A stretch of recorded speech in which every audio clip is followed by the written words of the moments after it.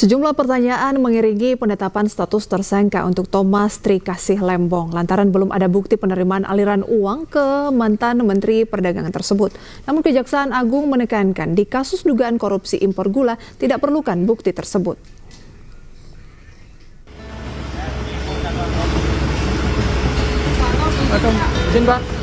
Menteri Perdagangan 2015-2016 Tom Lembong kembali diperiksa atas kasus dugaan korupsi impor gula. Tom Lembong tiba di Kejaksaan Agung Kamis pagi. Ia tidak berbicara kepada media dan langsung masuk untuk diperiksa. Status tersangka Tom Lembong menyita perhatian. Kejagung menilai regulasi yang telah diteken oleh Tom telah merugikan negara. Meski saat ini aliran uang korupsi ke Tom Lembong masih diusut, namun penetapannya sebagai tersangka tidak melanggar aturan.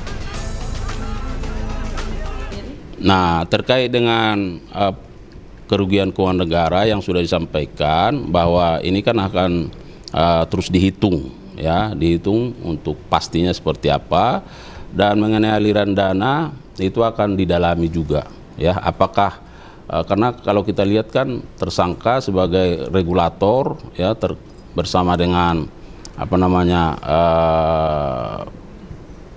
dari PPI dan perusahaan-perusahaan itu. Nah, apakah ada misalnya di situ unsur aliran dana, tentu nanti akan terus didalami. Mantan Menteri Perdagangan Thomas Lembong ditetapkan sebagai tersangka kasus dugaan korupsi impor gula. Thomas diduga menyalahgunakan wewenang saat menjadi Menteri Perdagangan tahun 2015 hingga 2016. Kini Tom Lembong ditahan di Rumah Tahanan Salemba, Jakarta. Selain Thomas Lembong, Kejagung juga menetapkan satu orang tersangka lain berinisial DS yang merupakan Direktur Pengembangan Bisnis PT PPI.